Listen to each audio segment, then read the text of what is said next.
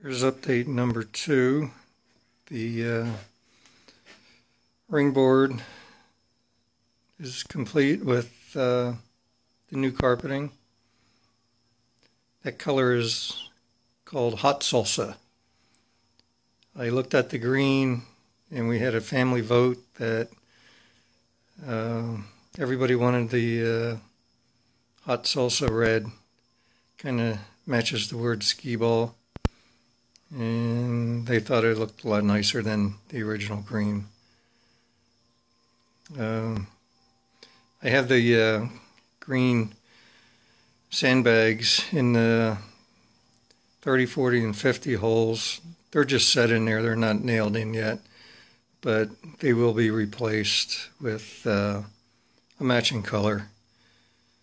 And getting ready, hopefully today, I'll be securing the alleyway carpeting, and it's just an